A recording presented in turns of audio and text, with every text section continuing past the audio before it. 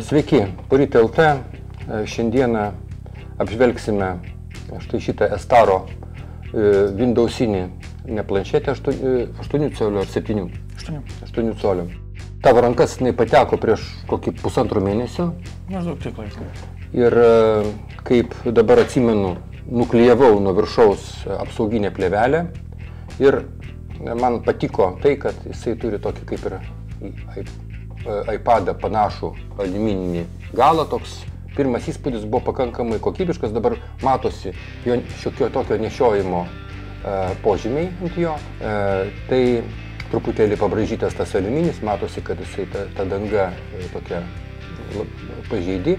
Matosi jau iš pat pradžių, kai nuėmėm plėvelę apsauginę, čia štai šitoje vietoje yra toks neligumas ant plastiko. Matosi, kad jisai, taip sakant, nėra preciziškai lygus. Žiūrint atspindyje prieš šviesą, aš matau, kad tokie neligumai yra ties visais kampais. Atsirado, kad ir nedideli keli įbrėžimai. Kitaip tariant, matosi, kad reiškia tam, kad šitas gaminys parsiduot galėtų nebrangiai, vis dėlto čia yra pataupyta. Kokie įspūdžiai dirbant su juo? Ar jisai yra patogus, ar Windowsai pasiteisino, ar form factorius patogus? Kaip? Aš gal pradėsiu nuo tų vizualinių dalykų, tai ką iš tikrųjų atkreipė dėmesį, man irgi gana greitai atsikreipė vizualiai pirmiausia daiktą, kai renkiesi tokį išmanų įrenginį, labai svarbu, kaip jis atrodo ir kaip jis laikosi pas tave, tai galbūt tikrai toks išskirtinis dalykas, kad pirmas įspūdis iš tikrųjų galima lyginti būtų su kai kuriais kitais panašiais, reiškiasi, tokios spalvos ir tokios, reiškiasi, sudėties metalo, reiškiasi, gaminiais.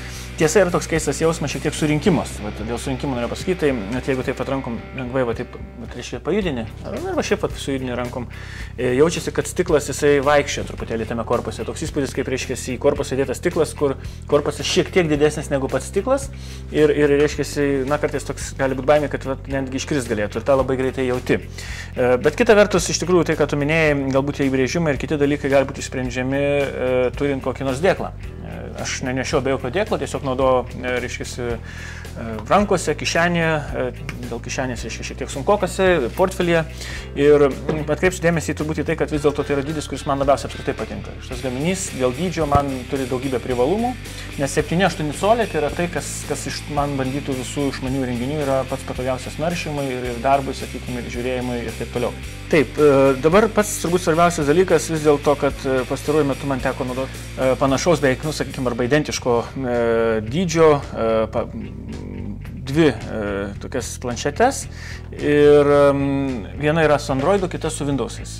Čia yra turbūt išskirtinis dalykas, vis dėlto lyginant Windowsus ir Androidą, aš tai kas žiūri, reiškia, ir matė, kaip atrodo Windows'o langas, puikiai suvokia, kad iš principo atrodytų, kad čia viskas labai patogiai ir daugelis tų aplikacijų galėtų patogiai veikti, bet žinome ir kitą specifiką, kad su šiais Windowsais, šia rūšim Windowsų nėra visai patogu dirbti, reiškia, ypač mažesniuose įrenginiuose, todėl kad paspaudus paprastą langą mes matom tradicinį kompiuterį atsidarantį langą, kur su pele dirbant viskas kaip ir aišku, kur nueiti, ką paspausti. Pirmas įspūdis yra, kad viskas labai maža, labai sudėtingai žiūrėti ir aišku, kas dirba su kompiuteriu, supranta, kad minusai yra tokie, kad nėra pelės ir nėra čia klaviatūros. Tai reiškia, be klaviatūros ir pelės tenka įsiversti pirštais ir maikyti norisi viską labai atsargiai, nes, klausimas yra apskritai pataikysi. Bet čia yra pirmas turbūt man didelis nustebimas, labai malonus, kad viskas, kur spaudi, netikėtai, o gal ir, reiškia, šis nuostabai, viskas labai tiksliai veikia, viskas labai paprastai, viskas greitai, kaip sakant, nekilo nie kartą jokių abejonių, reiškia, po savaitės maždaug laiko, kad spaudžiant kažką pasispaus ne tas, kas reikia.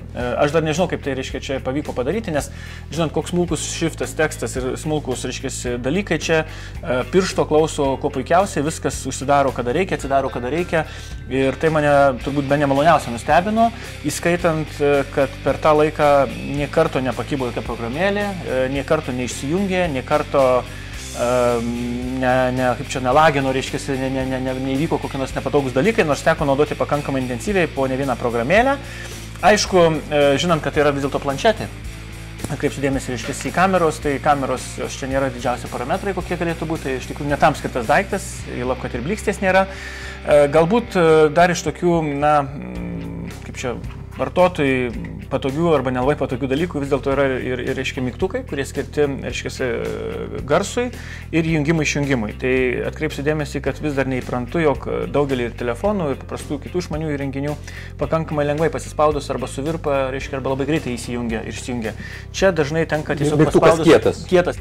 Tie, kas naudojasi Windows Phone telefonu, tai net ir neturint Microsoft paskyros, galima jo naudotis kaip telefonu ir daugelį kitų funkcijų. Tuo tarpu šituo gaminiu pakankamai keblu, neturint Microsoft paskyros, naudotis didžiąją dalimi funkcijų. Jos tiesiog neveiks, todėl kad tik turėdamas paskyrą gali ir parduotuvėlėje patogiai apsipirkinėti ir kitus dalykus daryti. Bet jisai turi ir microSD. Taip, turi microSD ir galima klausytis, reiškia, jeigu nori muzikos, tos pačios funkcijos galimybės yra, reiškia, tam reikia. Tai ką, tai žodžiu toks nebrangus pilnaverčių Windows'ų planšetė 8 colių, lietuviška STAR ir Dainiaus įspūdžiai apie jį.